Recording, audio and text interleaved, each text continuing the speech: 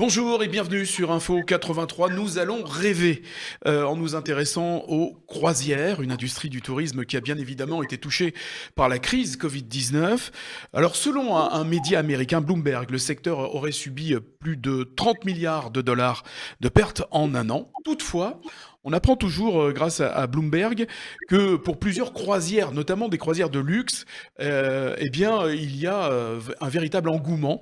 On s'arracherait des billets près de 500 000 dollars pour des croisières de 5 mois, ce qui nous laisse entendre que la croisière a toujours la cote. Et pour nous en parler, pour savoir s'il y a un motif d'espoir pour les croisiéristes, nous avons demandé donc au président, enfin pas au président, au directeur général, pardon, France de MSC Croisière, Patrick Pourbet, d'être notre invité. Vous nous entendez? Tout va bien?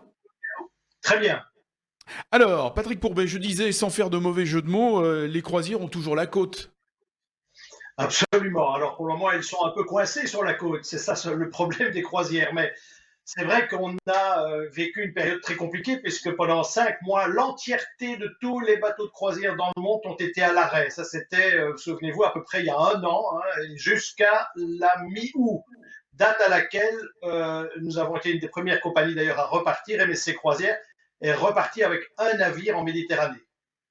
Alors, vous êtes parti sous des conditions bien particulières. J'imagine que le protocole sanitaire, c'est parce qu'on le voit dans une petite vidéo d'ailleurs qu'on va regarder tout de suite après que vous ayez répondu à la question. Le bateau, c'est une bulle aujourd'hui, hein. Alors, on imagine que vous avez des protocoles sanitaires assez drastiques. Oui, aujourd'hui, il faut comprendre, hein, même si au début de la crise, en effet, la croisière était un peu en ligne de mire, puisque on se souvient du Diamond Princess, mais très clairement, à l'époque, on n'avait aucune idée de comment aborder la situation, et donc on a fait l'inverse de ce qu'il fallait faire. Aujourd'hui, en prenant les bonnes précautions et avec le bon protocole tel qu'on l'a mis en place, c'est en fait l'inverse qui se produit, c'est-à-dire que le bateau réussit à être une véritable bulle sanitaire dans un univers très incertain.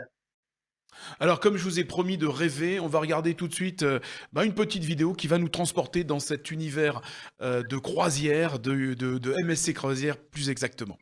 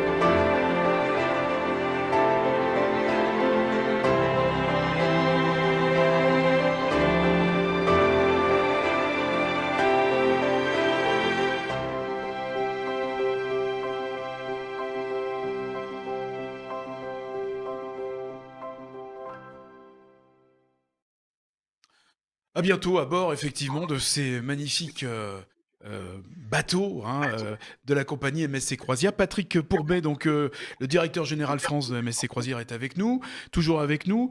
Rassurer, c'est important, rassurer les futurs voyageurs. Absolument, et avec beaucoup de pragmatisme, en fait, pendant une période qui a duré plusieurs mois, on a étudié ce protocole dans ses moindres détails pour finalement arriver avec un protocole qui composait près de 300 pages avec une multitude, une kyrielle de mesures. Et avant tout, par exemple, tous nos passagers sont testés avant de monter à bord. Ce petit test antigénique, on a la réponse en une demi-heure, et ce qui permet évidemment d'avoir une protection vraiment du navire. Bien évidemment, les équipages ont été testés avant de monter à bord à plusieurs reprises. Ils ont pu monter à bord après une quarantaine. Donc vous voyez que tout a été prévu. À bord, le protocole, c'est la distanciation physique. On connaît cela maintenant partout. C'est le masque quand on circule. Mais c'est un bateau qui n'est rempli qu'à maximum 70%. Ce sont par contre à bord une vie tout à fait normale qui peut être vécue comme vous l'avez vu dans la vidéo. C'est surprenant aujourd'hui, mais par rapport à ce qu'on vit tous les jours en ville et partout en France, le paquebot permet en effet, comme tout a été anticipé avec ce protocole, on permet de vivre normalement à bord, c'est-à-dire 12 restaurants ouverts, 20 bars, des orchestres, une salle de spectacle avec toujours la distanciation, à table également dans les restaurants, une table sur deux, puisque le bateau n'est pas rempli. Donc on arrive vraiment à gérer ce protocole et aujourd'hui les chiffres sont clairs. Vous l'avez vu rapidement dans le film, mais je voudrais le repréciser. Entre le 16 août et aujourd'hui, on a effectué à peu près 25 croisières, on est à la 26e si je ne me trompe, et donc avec 26 croisières, on a pu faire voyager près de 40 000 passagers en toute sérénité. Donc le protocole, ça fonctionne, c'est pas nouveau. Ça existe depuis la mi-août et aujourd'hui, on attend avec impatience finalement la réouverture du port de Marseille, ce qui faciliterait la tâche puisqu'aujourd'hui, les passagers ne peuvent partir qu'au départ de Gênes et quand ils auront évidemment la possibilité de voyager, ce qui n'est pas le cas aujourd'hui. Patrick Pourbet, puisque une fois que... Est-ce qu'il y a des escales qui sont organisées? Pas du tout. Si, alors Si. c'est très important parce que ce protocole, évidemment, une des grandes difficultés, c'était justement les escales. Comment effectuer des excursions à terre tout en gardant cette bulle protectrice? Eh bien, on y arrive très bien avec certaines petites contraintes. Il faut être très clair et transparent. Et je reviendrai sur le concept de cette croisière qui fonctionne très bien aujourd'hui. C'est que quand on descend du navire, on est d'abord évidemment dans des autocars, si on parle d'autocars, avec beaucoup moins la moitié de la capacité. Les chauffeurs, les guides, tout le monde a été testé. Et on reste dans cet univers, cette bulle qui va circuler et aller effectuer les visites prévues. Alors ces visites, on les fait, elles sont de grande qualité parce que tout a été anticipé. Il n'y a évidemment pas de possibilité de baigner dans la foule. Donc on va visiter différentes choses. À Rome, on ira visiter le Colisée, mais vous voyez, uniquement dans la bulle. Par contre, la contrainte, c'est qu'on ne peut pas sortir de cette bulle. Donc on ne peut pas aller boire un verre à une terrasse. On ne peut pas aller faire du shopping par soi-même. Ça, c'est interdit. Et on doit rester dans son univers. Par contre, la qualité de la visite, elle est vraiment optimum. Donc, contrainte de liberté, mais visite optimum. Et la liberté, vous allez me dire, mais pourquoi partir en croisière si on cherche et on rêve tous de liberté?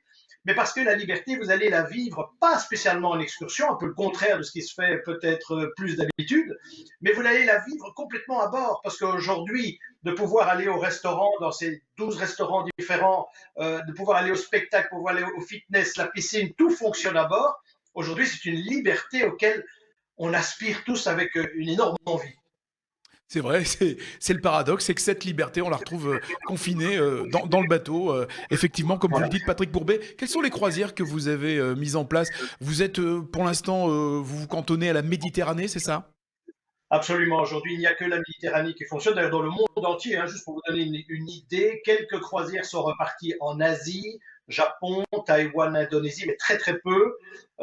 Toute l'Amérique ne fonctionne pas. Et l'Europe se cantonne à ces quelques croisières en Méditerranée. Aujourd'hui, nous sommes, en termes de grands navires, le seul bateau qui opère avec ce protocole qui a fait ses preuves et qui est aujourd'hui d'ailleurs reconnu. Le protocole MSC est devenu le protocole adopté par toutes les compagnies de croisière. Et donc, on fonctionne malheureusement avec un seul bateau à corps, mais rassurez-vous, on est assez optimiste sur une reprise qui est lente mais progressive. On espère voir plus clair à partir du 1er mai, là, après les vacances de Pâques, et nous espérons cette réouverture tant attendue de Marseille.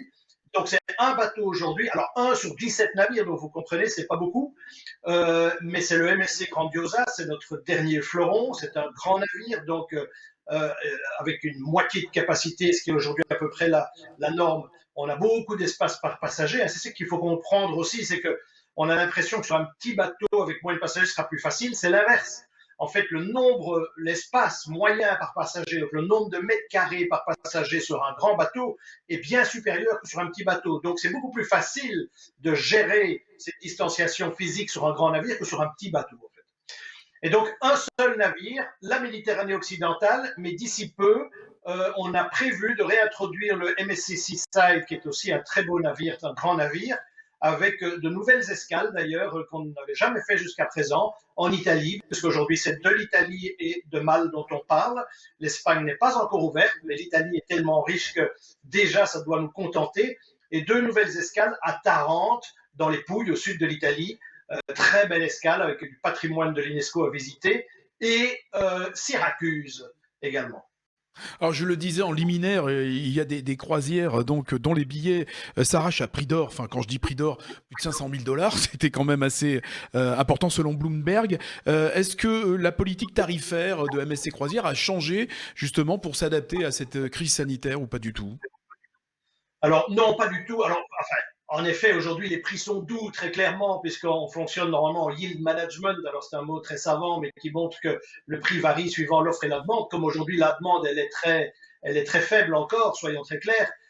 Bien évidemment, on est au prix les plus doux, j'ai envie de dire. Donc aujourd'hui, c'est vrai que c'est une bonne opportunité de partir en croisière, de vivre quand même cette liberté à bord avec des prix tout doux.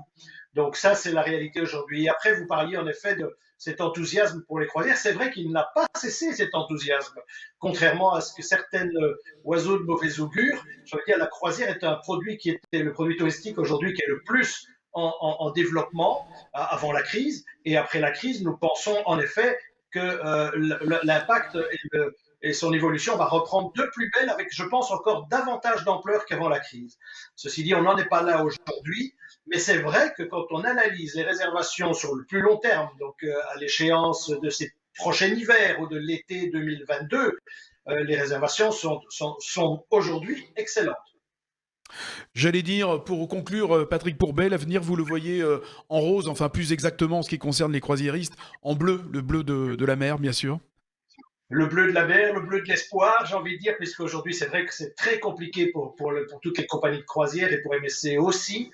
Mais honnêtement, on s'accroche encore, on est capable de résister encore un temps. Et la reprise avec le processus de vaccination enclenché dans le monde entier nous donne bon espoir. Et en effet, on va en sortir de cette crise. Il faut tenir encore un petit peu. Et avec optimisme, on va pouvoir repartir en croisière. Mais comme vous le voyez, dès qu'on aura l'autorisation, puisqu'aujourd'hui ce n'est pas le cas en France, mais je vous invite à rejoindre le navire pour retrouver un peu de cette liberté dont nous avons tant envie, tant besoin, je veux dire, depuis maintenant un an. Et on a vu des images, effectivement, pendant que nous échangions tous les deux de ces merveilleux endroits que vous nous proposez, donc sur les différentes mers. Bon, pour l'instant, c'est la mer Méditerranée, mais à chaque jour suffit sa peine. Patrick Pourbet, merci en tout cas d'avoir répondu à nos questions. Avec grand plaisir. C'est un plaisir d'être avec vous. Merci, à très bientôt, je l'espère en tout cas, ou sur un navire, et en tout cas sur Sur Info un... 83. Merci Patrick Pourbet. Merci à vous.